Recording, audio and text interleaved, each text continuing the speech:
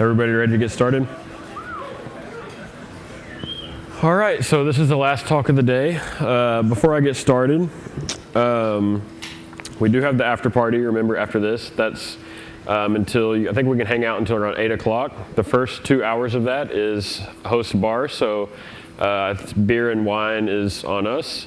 And we have a lot of food, so please stay and eat. We have, I think, 17 different food baskets, which is all kinds of snacks and stuff. So stick around, have a drink, eat the snacks. Of course, we'll have the magician working the crowd, which should be interesting.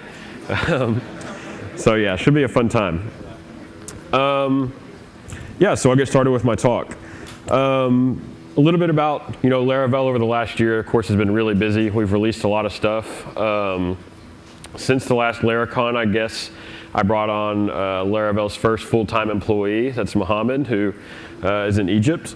And he's got a lot done. He wrote the Forge API. He upgraded Forge to the latest Laravel, actually, as well, kind of behind the scenes. Upgraded Envoyer and has of course, managed a lot of GitHub issues. Laravel itself has continued to grow really quickly. It's the most downloaded framework on Packagist on a daily basis and super active on GitHub. And what's really cool is a lot of the new features, and some of them that I show today actually, were contributed by people like you, community members that are contributing really cool features, actually, substantial features to the framework, which is really nice. And I'll try to call those out, as I go through some of these and give them props for what they've added to the framework. So in this talk, I'm just going to go through some of the new 5.5 stuff and some of the other stuff I've been working on and just kind of give you a little tour of what's coming. And so 5.5, kind of as far as schedule goes, because I get asked that a lot, is typically release the framework at like Laracon EU. So we're kind of in the last few weeks of the release cycle. It came out, 5.3 came out at Laracon EU last year. And then 5.4 came out in around January, February, and 5.5 will come out in August around Laracon EU. But of course, most of the features are done and kind of just in a stabilization phase. So let's jump right into it. Let's see, I've got my notes here so I don't lose track. The first thing I wanted to show you is, of course, we had Evan here earlier talking about Vue. And Vue ships, support for Vue components ships with Laravel Mix, of course, so that you can have single file Vue components out of the box. With Laravel 5.5, though, since the JavaScript ecosystem is super diverse, and there's a lot of different sort of opinions on what people want to do there, we do have React presets now. So, for example, if I open, let me adjust my terminal size a bit. But if I'm in, a fresh Laravel project, like this folder that we're looking at, I can just do artisan preset React, and everything will be swapped out. And now instead of like an example Vue component, I have an example.js, which is a React component. And it's all sort of set up the same way, basically, but it's just swapping out Vue for React, and then you can run npm install and kind of be on your way.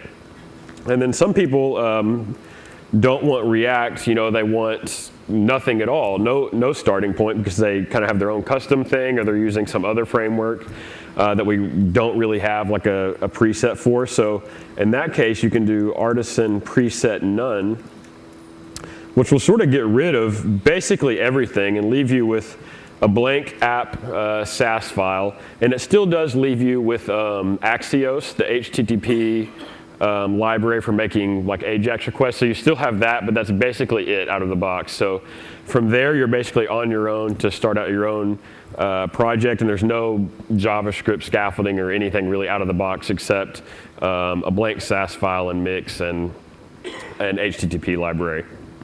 So I just wanted to call that out real quick because, just a few new options on the front end side of things. Let's jump back into my routes file.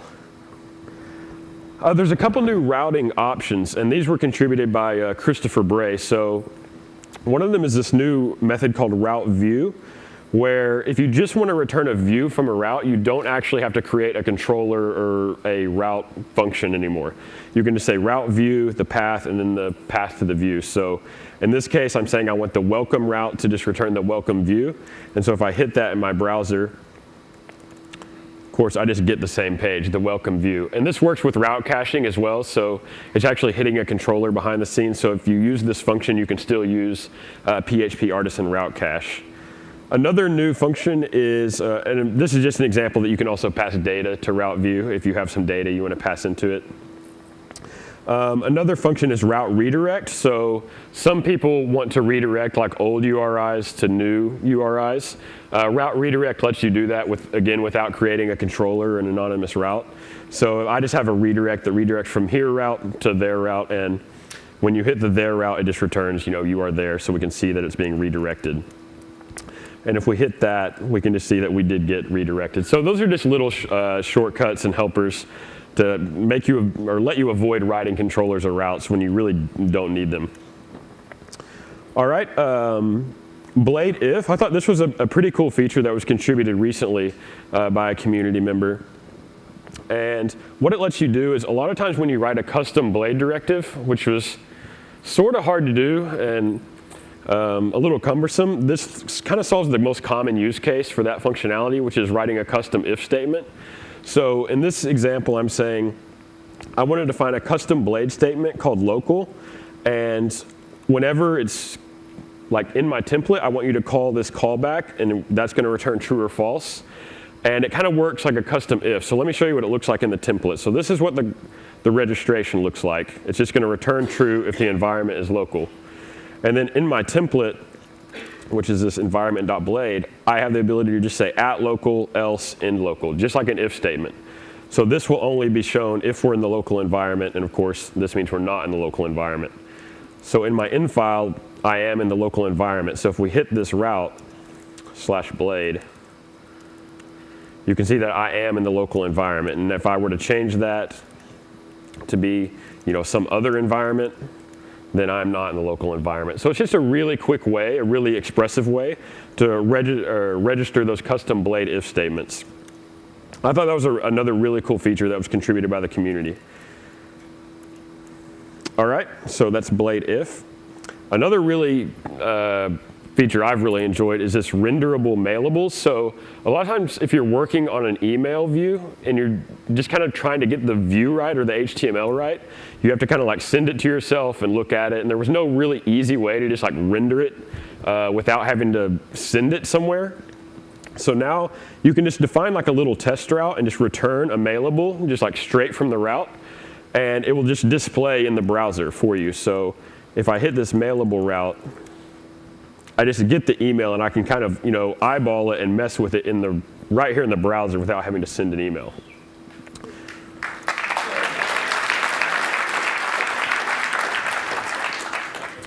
There's a few other things this similar concept applies to. So one of them is exceptions.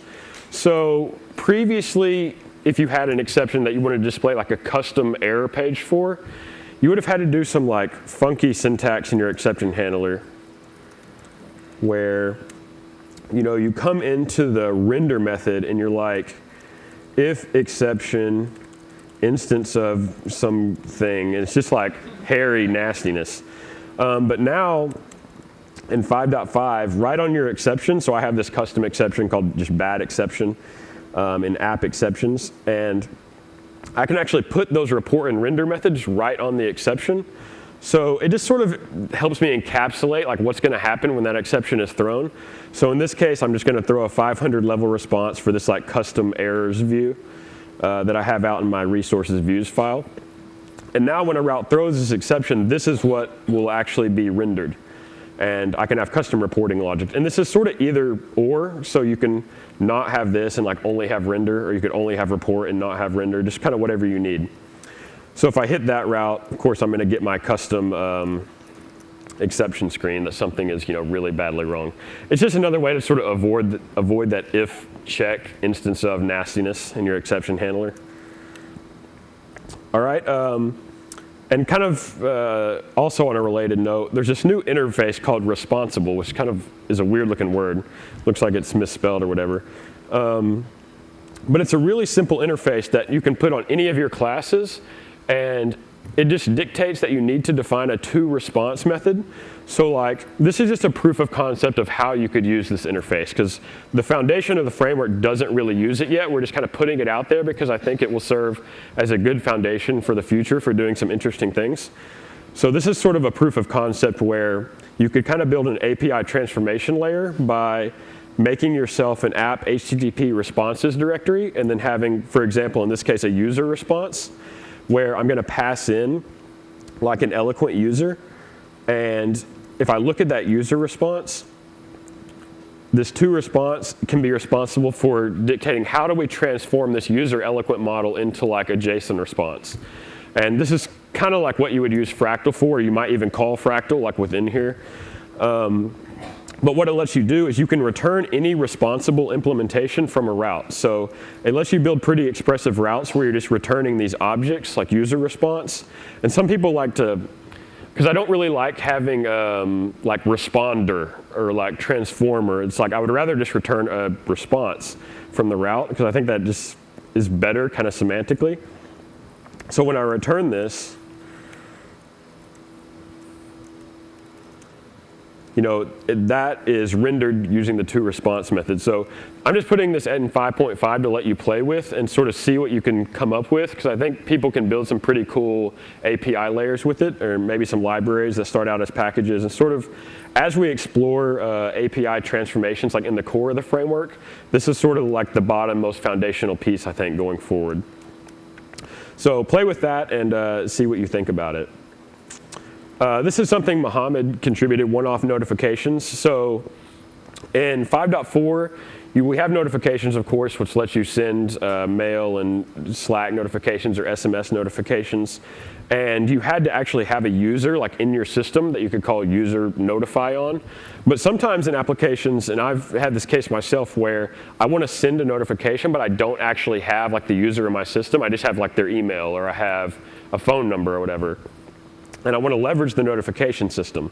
So now we have what's called like one-off notifications or anonymous notifications, where I can just say notification route and provide like the routing information per driver. And I can sort of have multiple calls to this if I needed to, like that. And once I provide the email, I can just say notify just like I would any other user in my database. Okay, so when I hit this, it should send an invoice paid notification to like my email. And I'm using Mailtrap here to sort of capture those emails. So when I hit the notification route,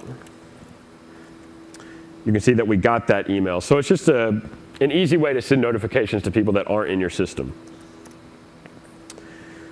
All right, this is some new validation rule stuff that was sort of Adam Wathen's brainchild that he explained to me over Telegram, and we kind of pair programmed together one day. But I think it's a much easier way to do more complex validation rules, custom rules. So in this example, I have a little form that we want to validate if a given GitHub repository is a valid GitHub repository. So to do that, we obviously need to make like an API call to GitHub and see if it exists out there. And so what it looks like is I define a new rule class, and there's a new make rule artisan command. And the rules only have two methods. So in this case, I have passes and I have message. So passes only needs to return true or false. And it receives the value, the attribute name, and the value. And I can do whatever I want in here. I can call some other like service class, or I can do the HTTP call directly. And then the message just returns the error message that you want to be displayed when this rule fails. So here, I'm just returning a hard-coded message, but of course you could return a translated message or whatever you wanted to do there. All right, and so how you actually specify the rule is where I have this repository field, I'm just saying required string, and then I just pass an instance of the rule.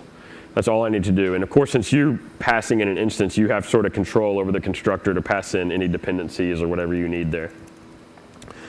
All right, and then that will just be run like any other rule using that passes method. So if I hit that route and type in, just some garbage repository, it runs the rule. Or if I put in a valid repository, it was validated, and I can see like my validated data. So I think it's a pretty clean way of defining custom rules that doesn't require you to do like validator : extend and have like a function callback. You can just sort of have this nice, tidy object that you pass into the validator. All right, so that's thanks to Adam on that one.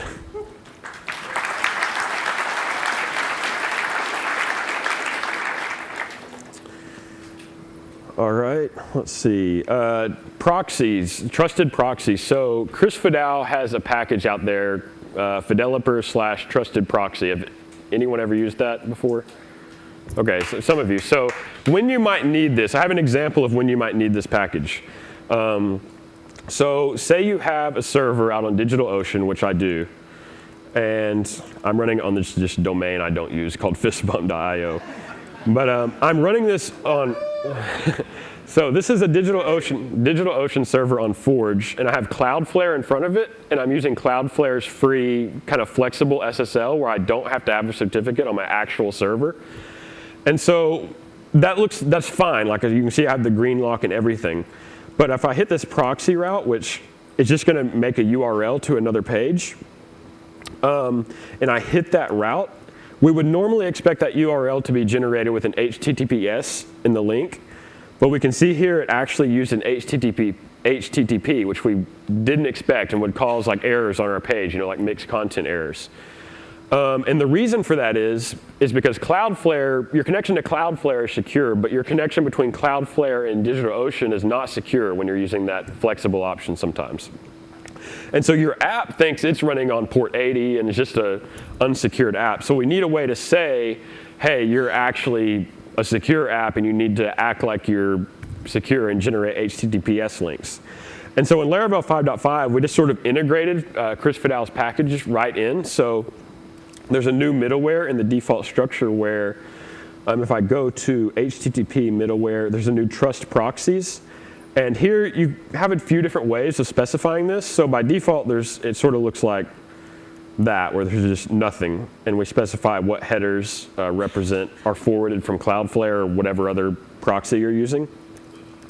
Or you could specify it kind of like this, where you would just want to trust all proxies that forward you information. If for some reason you just aren't able to know all the IP addresses. Or you could have like an array of IP addresses right here, if you know them all, kind of like that or whatever. Okay, so if I change this, I'm just going to accept everything in this case, and then go to my Laracon demo and just push that up real quick. And I think Forge is just auto-deploying that. And now if we start generating these links, you can see now they generate with HTTPS like they should. So that's a pretty common scenario if you're running behind a load balance or anything like that, and common enough I thought that it warranted just sort of being configurable right in the default app. So for those of you that need that, that's hopefully a welcome change. All right, so that's trusted proxies. Okay, migrate fresh. This is a really cool new command where previously, like say you wanted to reset your whole database, like your database is messed up or the schema's all out of whack or whatever, and you just sort of need to refresh everything. Previously you might have to do like artisan migrate. I think it was actually called refresh and seed or something like that. And what that would do is roll back every migration and then roll all the way forward. And sometimes that works, but sometimes your schema or your migrations are broken to such like an extent that you can't roll back properly. So now you have to like open SQL Pro or open whatever database tool you're using manually, like delete all the tables, it's just a mess. But now there's a new migrate fresh command, which instead of rolling back all your migrations, it just drops all the tables immediately and then just migrates forward. So it's a lot cleaner.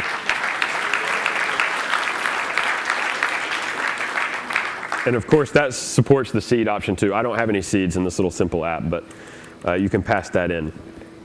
So that's a really useful new command. And that's inspired by Freak, who gave the first talk of the day. He had a package that did that. And we sort of leverage that in our test stuff, which I want to show you. So I have this database test file that just creates a new post model using the model factory and then asserts that the name is not null. Okay, and if I just run this file, this passes. All right, now I'm using the database transaction trait, which will start a new transaction for each test, which is one of the default traits in Laravel 5.4 for tests. Now, this can bite you in some situations because say I come into my post factory and I add a new column And I do the same thing in my, my migration because I'm adding, the number of upvotes, let's say this post has received. All right, so I've added this column in my migration in my factory. And now when I run this test, the test fails because the column doesn't exist in my actual database, my testing database. I only added it in my files, and I forgot to migrate. So this was sort of just kind of a dumb situation where you always had to remember to migrate your database and your test database and make sure it's always up to date. Or you could use the database migrations trait, which sort of re-migrated everything, and that would kind of work, but it's just a lot slower. And so, again, Adam and I kind of talked about it would be nice to have this trait where it just did the most logical option. And we came up with this new refresh database trait, which is actually the only trait in 5.5 by default. The other traits are still there for backwards compatibility, but going forward, this is pretty much what you would always want to use. And what it does is it always makes sure your database is up to date, and then it starts a transaction for each test. So it's kind of the best of both worlds of not having to remember to migrate and then being quicker. So now if I run this test, you can see the test passed because it made sure my database was up to date first. So that's how we're kind of leveraging migrate fresh in the test to make it just a cleaner setup all around. So definitely check out refresh database when you start using 5.5. This routing test I want to show you shows another new testing feature. So this is another common use case where I have this little test that calls this get exception route, and I assert that the status is 200. Now if I look at this route, I don't know where it is, but it just throws an exception. Okay, and if I try to run this route, I get the exception, which of course I told you was going to happen, but I don't really get any useful information about what happened. It just says I expected 200 but received 500. And to sort of debug this test, I would have to go into my log and look at what went wrong or whatever and try to find it. But now there's a new method in your test you can do call called without exception handling, so I can disable exception handling for this test file so that all the exceptions just kind of bubble up all the way to the top to PHP unit. And now if I run it, it of course still fails, but I at least get eventually some kind of exception, that some bad exception happened. So that's been really useful for me as I've been building apps in 5.5 already to be able to get more useful information out of my tests. So if you're getting that error and you see 500 instead of 200, this method will help you get to the bottom of what's happening. All right, Dusk. So there's new Dusk features, and the new feature is this right here. Let's see if it works. Where it doesn't pop open a browser by default every time, so it's headless by default.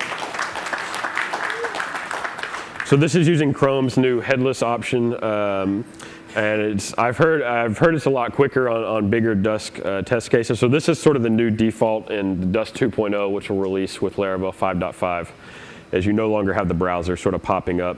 And of course you can disable that if you still want the browser. It's just a simple little flag change. All right, package discovery. So this is a big new feature that Dries and I worked on. Dries, who manages Laravel.io. And this is a really cool new feature where I'm sure you've installed a package and you immediately had to register the service provider, register their facades. Well, you no longer actually have to do that in Laravel 5.5. And if you look at, for example, the Dusk, let's see if we can pull up the Dusk composer.json. So you can see it has this new section called Laravel in the extra section where I'm specifying what providers this package provides. And things like Tinker and Trusted Proxy, they all have these blocks too. And anytime you install a package, behind the scenes, we have this hook to run artisan package discover. And that discovers all those packages and registers their service providers in the right spot for you, in between the framework providers and your own provider, so that you have the opportunity to override any of these packages services. So now, most of the time when I install a package, I don't really have to do anything. If I install Laravel debug bar, I just do composer acquire berry vdh/Laravel debug bar. It downloads it, it registers the service provider, and I'm good to go. I don't have to do anything in my configuration file. So packages are auto-discovered. And then also related to packages, the vendor publish menu, we now have a nice like readout of what packages you can actually publish and tags and things like that. So I can just pick one or publish all of them. And it's a lot more user-friendly and easier to see what you're doing.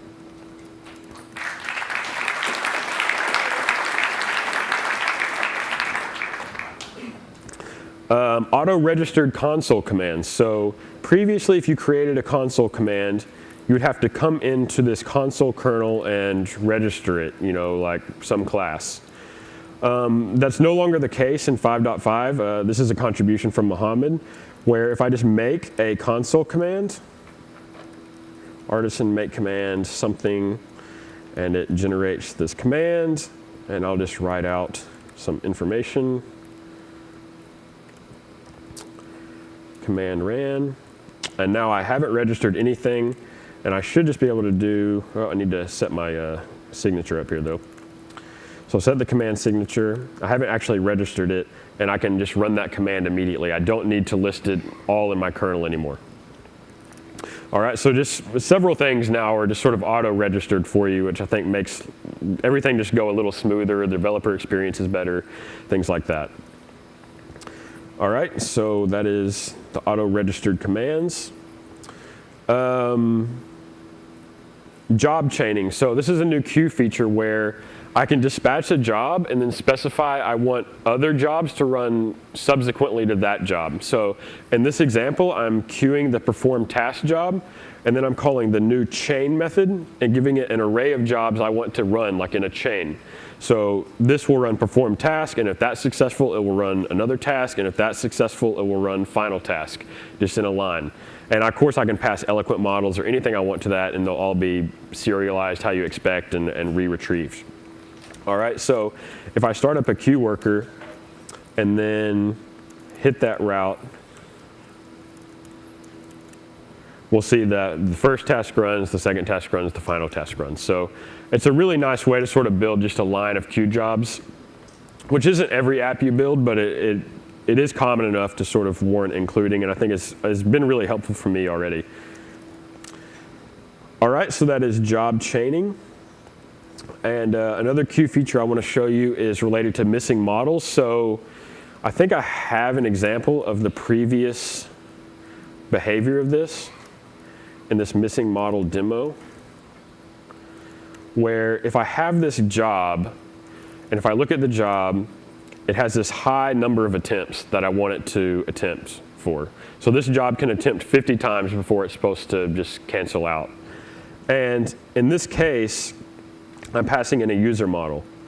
Okay, and if you look at my route, I'm going to make a new user, dispatch the job, and put a delay on it for 5 seconds, but then I'm going to delete the user. So the user that this job was related to no longer exists. And so what would happen in the past is something like this. Start up a queue worker. I think I have this at missing.dev or something like that. Let me see if it goes through here. Usually takes a second. Yeah, there it is. So you can see it actually tries to perform the job 50 times before it finally fails, even though the model does not even exist anymore in your database, which I felt like was kind of stupid behavior and clogs up your log files or like your bug tracker. And so in Laravel 5.5, this has been modified a bit. So now if I dispatch a job that has a missing model and that model is missing, it will just fail the first time. So I'm kind of doing the same situation where I'm dispatching the job and then deleting the user. So now if I run a queue worker here, hit Laracon dev, missing model, you can see it only ran just one time and then failed because it saw, hey, this model doesn't exist anymore, so there's no point in trying 500 times to run this job. All right, and there's a property related to this on this job where maybe I don't even want it to fail. I just want it to delete the job entirely if the model is missing, because I don't even care about those errors, because I sort of expect them to happen in some situation. So I can say delete when missing models equals true, and now if I restart this queue worker, queue a job, it just looks like it processed, but really it just deleted immediately, basically. So that kind of cleans up your log and error handling. All right, let me switch notes here. All right, so I want to clear my queue just to make sure this is all fresh.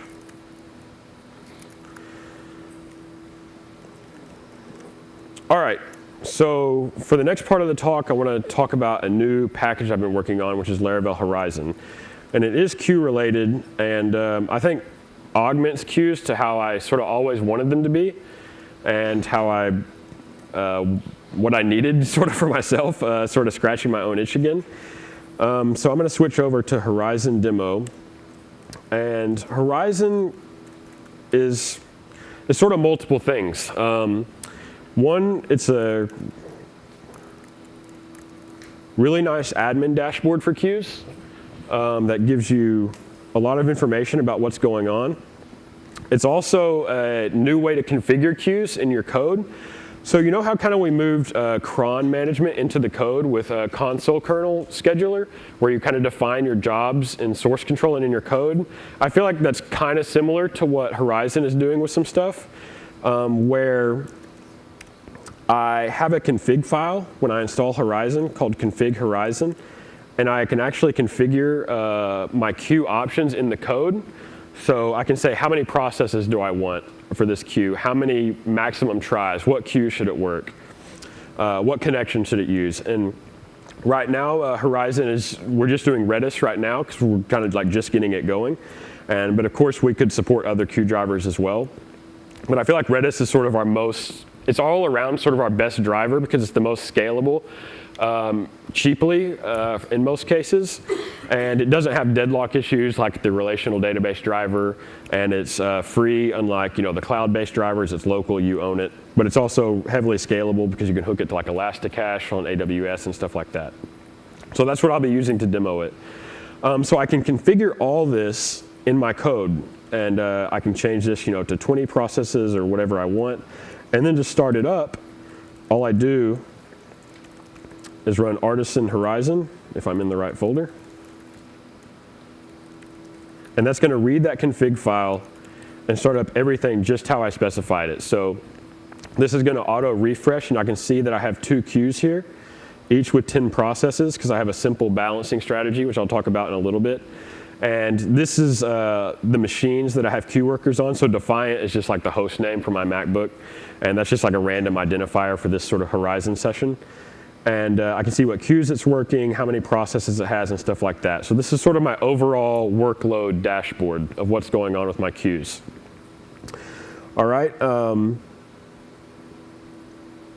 And there's a couple other commands I'll show you real quick while I'm doing this, where I'm going to shut it down, start it back up. And I can do stuff like artisan Horizon pause, where I can just pause the queue worker on this machine. I can do stuff like artisan continue to tell it to continue processing jobs. I think this dashboard updates like every 5 seconds or so. Or I can send like a Horizon terminate signal to gracefully stop the Horizon worker on this machine, so this won't lose any active jobs, and we'll shut down that Horizon worker. So that's the command you would run, like if you were making a fresh deploy and like say supervisors managing your Horizon command, and you deploy, you call Horizon terminate, shuts down those, starts up fresh Horizon workers. All right, so I'm going to start this back up for now. And I'm just going to kind of walk through all the features of Horizon and kind of explain them as I go. So let's start with this recent job list maybe. And in this application that's using Horizon, I have some routes to just sort of dispatch jobs out onto the queue. So if I come to, I'll just stay on my dashboard for now and dispatch 5 jobs out onto the queue. And we can see that we had 5 jobs in the past hour and sort of how many jobs per minute we're running. We can see what queue currently has the max runtime, is taking the longest to process jobs. What queue has the max throughput, sort of the busiest queue right now.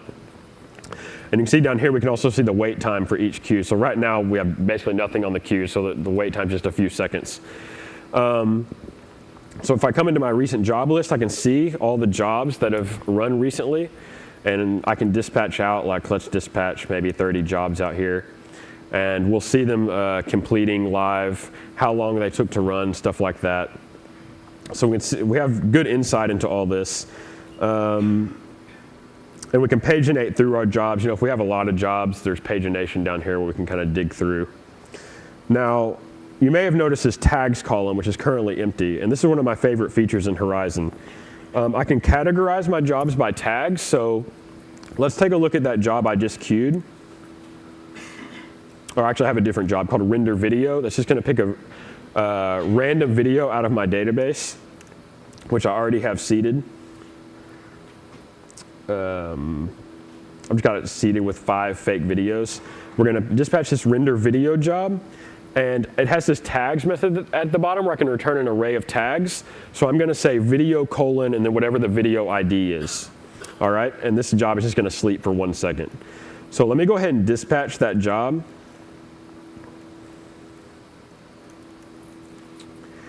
And we have render video, and you can see in my tags column I have video colon 2. And what's nice is I can monitor these by tag. So if I come to the monitoring tab and I say I want to monitor all jobs with this tag, video colon 2. And now I'm going to just dispatch out some, so I get some more because they're just randomly picking them. See, I haven't got another 2 yet. Let me see. Still not getting 2s. Okay, there's a couple 2s. So those ran, and now I can see I have 2 jobs that it kind of picked up on. And this lets me, say a customer emails me and they're saying, hey, I'm having problems with this invoice, or this is my, they email you and you find their user ID and you say, okay, I'm going to monitor this user. I put in maybe, whatever tag they are. And now I'm just going to watch that, for the next couple hours, and I can see all the failed jobs, all their completed jobs, and sort of get better insight into what they're doing in the system, where I wouldn't really have that before. And then I can just stop monitoring those tags when I'm no longer interested in that tag. All right, now it's cool that we can specify tags. What's actually really cool, I think, is we actually don't have to have this method at all. And if we don't, Horizon will say, okay, you have a video eloquent model on your job, so it probably makes sense that you want to tag, at least add that tag to your job, so we can just auto tag jobs by your eloquent model IDs. So now I'm just automatically tagging based on eloquent models. And if I have multiple eloquent model properties, it's going to get multiple tags for each one. And now, of course, I can come in, I can monitor this by class name ID, dispatch out some more. I may actually have to, no, I didn't have to redo that, I guess. Yeah, and then we have my tags right there. So if you don't have to manually specify that, but if you do, it's going to override the auto tag. So you sort of have your choice. If the auto tag is not the behavior you want for a certain job, just define the tags manually. Or if you don't need it, just let it auto tag. All right, and this doesn't just work for jobs, so I wanted to show you an example of a few other things it works for as well. So if I go down through my routes file, this also works for queued event listeners. It works for broadcast events. It works for mailables. It works for notifications. So right here, I'm dispatching an event that's being broadcast. I think I'm just using the log driver, but you could be using Pusher or Redis. And it also has a queued listener. For I think send video rendered notification implement should queue. So this is listening for this event. Now if I hit this event route, you can see that I can see that listener. It also got auto tagged, and I can see the event. This was when events are broadcast in Laravel, they're automatically queued. So we see an event for that in our queue with the tag, and we see the listener tagged. So, and I could add tag methods to either one of those as well. So I have pretty deep customization of what I want to do here. And again, this also works for mailables. So if I hit the mail route, Horizon's going to give me some insight into what mail is being sent from my application. It's going to be tagged, so I can look into those. And of course, notifications, as I mentioned, if we send a notification. All right, so we can see those are tagged as well, and we can customize that with the tag method. All right, so that's a really great way to sort of dig in and see what's happening in your queue. So let's talk about failed jobs a little bit, which I feel like is a really I don't know how we kind of survived with what we had with failed jobs before, where you just had just console commands to interact with failed jobs.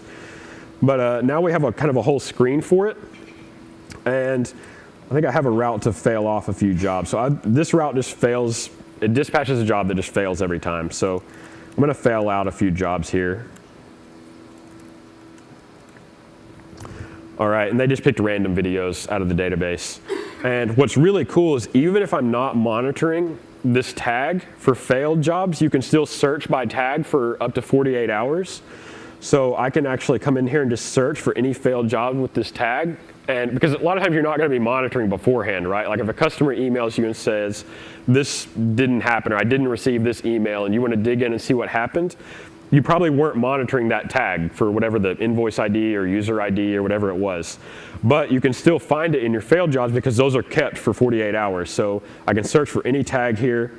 I can actually dig into this job and see the stack trace, the tags, when it failed, and I can see any relevant data.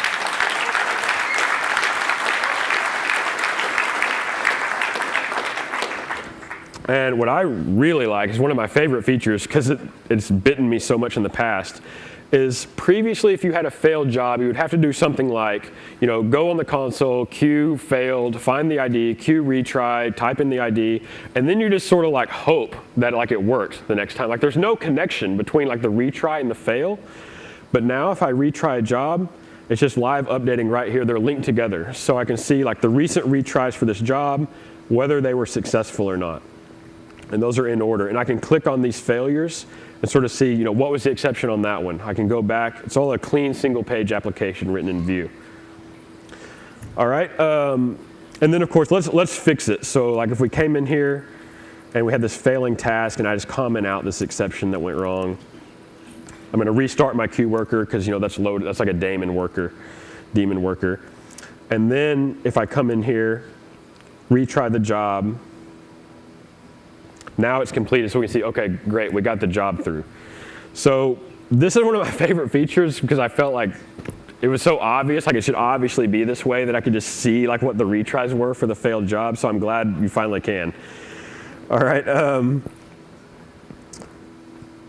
Okay, so that's kind of the basics of failed job, and this kind of works sort of like the recent jobs where I can paginate through. The only difference is I can search tags for failed job always within 48 hours.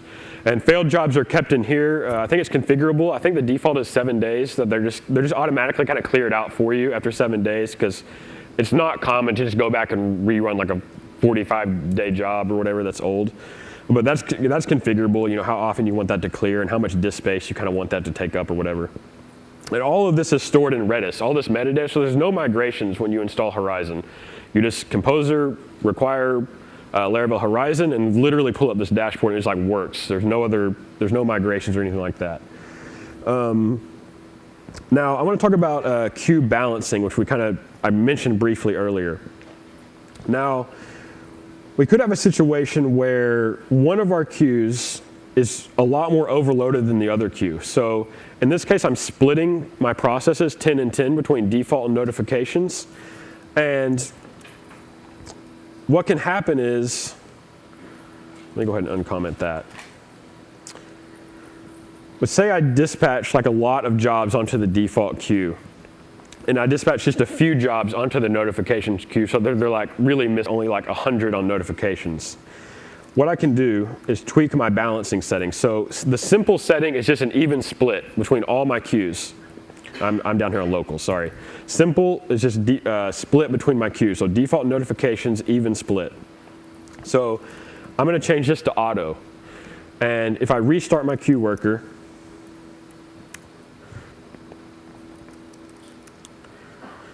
now we can see we're in auto mode on our balancing. And let's dispatch out, say 1,000 jobs out onto the queue. We still have a wait time of 2 minutes. And watch the process count between default and notifications here. So you guys automatically saying, oh, I've got a lot of jobs on default, but I have no jobs on notifications. Wouldn't it make sense if I move some of my spare workers over to default instead of leaving them on notifications so that I can clear the queue faster? So Horizon will intelligently balance out where your workers are allocated as it's kind of examining and it's taking into account, what's the average wait time for this queue. So it knows how long jobs are on average taking on the default queue. So it knows kind of what it can do and what's the wait time on that queue, and it's sort of balancing all the queues together that way. And so now we can see we're processing jobs a lot faster because we have 19 processes on the default queue and only 1 remaining on the notification queue, and that's going to, finish up here pretty quick. All right, so I'm going to let that finish out and clear out and show you one more thing with auto balancing. So pretty cool feature, right? Now once that's finished, you can see it's starting to rebalance out. It's starting to come back to normal because the queues are even now. So it's going to slowly kind of even things out. Now, there might be situations where it's not really like ideal that you would want only 1 worker left on your notification queue and all 19 on default. So you can specify a minimum number of processes you want to allocate to a queue. And it's real easy to do in my configuration. So I can just say min processes. Say I don't want to go below 5 processes on any queue, even if they're out of balance. So I'm just going to stick that in my configuration file, restart my Horizon, and let's do the same thing. Let's put another 1,000 jobs out there and watch how it balances. It's not going to go, it's going to look like default with 15 and notifications with 5 is the behavior we want because we don't want to go below 5 workers. All right, so it's going to start processing, start balancing those out. Again, I can see the wait time here live on my dashboard. I can see how many jobs are in the queue, what the wait time is, about a minute right now. And you can see it's not going to go past 15 processes on the default queue. All right, so that's how the min processes work with the balancing. All right, so that's auto balancing. I'll just let that finish out.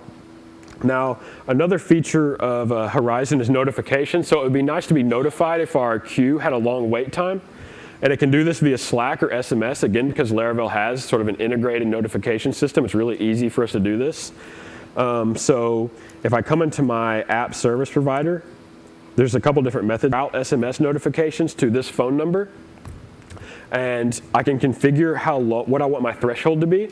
So in my Horizon config file, I have this wait time, and I'm saying that if a queue on the Redis connection default queue has longer than 60 seconds wait time, I want you to send me an SMS message and let me know that.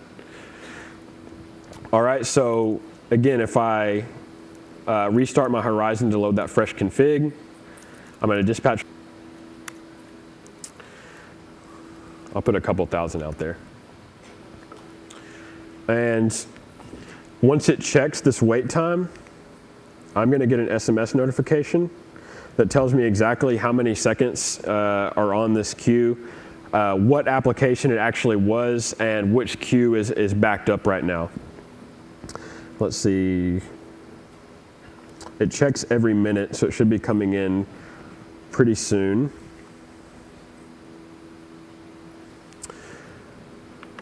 And again, you can just specify the Slack webhook or the SMS number or whatever you want. All right, and while I'm waiting for that to come in, let me show you how this is authenticated. So when you first install this, you can only pull up this dashboard if you're in the local environment. If you, of course, want to put authorization in front of that when you deploy this, and so you would actually just come into your app service provider, have a Horizon auth call, it receives the current request, and I can just return true or false right here and configure who can view this application and in what environment and all that. So you sort of have total control of how you want to expose the dashboard. And my phone's kind of, I guess this notification is delayed or not coming through.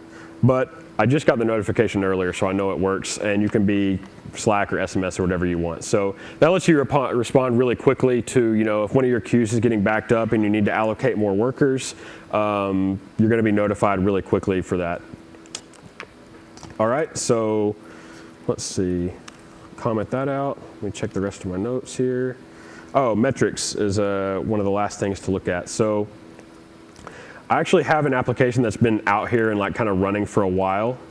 so that we have some metrics built up. So this is an application that's been running for a little bit and has just been queuing jobs every minute for like the last few weeks or whatever. And so I come out to metrics, I get really nice charts of the throughput for this job or the runtime for the job. So if I make a deploy, I can see like if my runtime's going way up after my deploy, of course I have some kind of code mistake that's making my jobs take a lot longer. I can see sort of what the throughput looks like over the last however many hours. And you can run these snapshots like a kind of whatever intervals you want. So you could run them like every 10 minutes, you could run them every 5 minutes, you could run them every minute. Because all you're doing is just scheduling the Artisan Horizon snapshot command in your scheduler, and you can just sort of control that to run whenever you want. So you could run it every minute if you wanted to, and it's going to take a metric snapshot.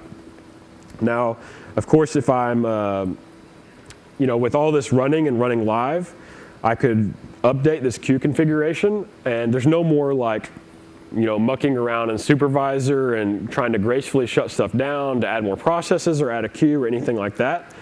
So in this application,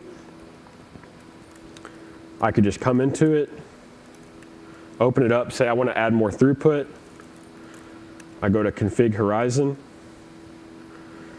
In production, say I want to increase my processes to 20. Maybe I want to add a second queue here, change this to auto balancing strategy, delete my whole config file. Change that to the auto balancing strategy. And then all I have to do is commit that change. Let me split screen it. All right, so we had 10 and 10. And then, let me see if I can just deploy that out there like this. And we're going to see it deploy out there to I have multiple worker servers, I have a web server, and we should see it build and activate and then update my process counts as we go here. So it's still building this release, activating that release.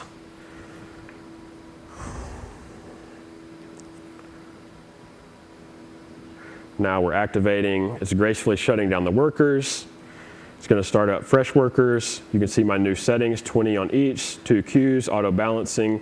So I never had to go into any supervisor file. I never had to do anything but make a pull request on my company's repository saying, hey, we need more queue workers, bump that to 20, deploy my code. That's running Horizon terminate. It's getting booted back up, and we're good to go. We never lost any jobs. We added queue workers. All of that is good to go. All right, so that is the gist of Laravel Horizon. What do you think? It's pretty cool?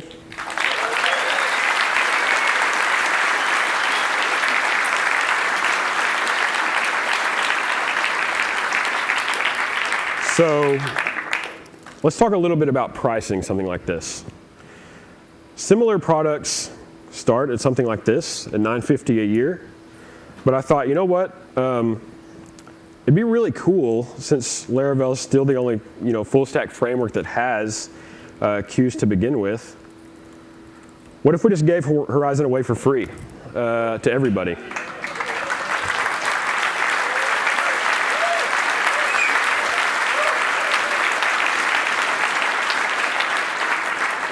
And since I've been sitting on it since about April, why don't we just put it out tomorrow so everyone can start playing with it?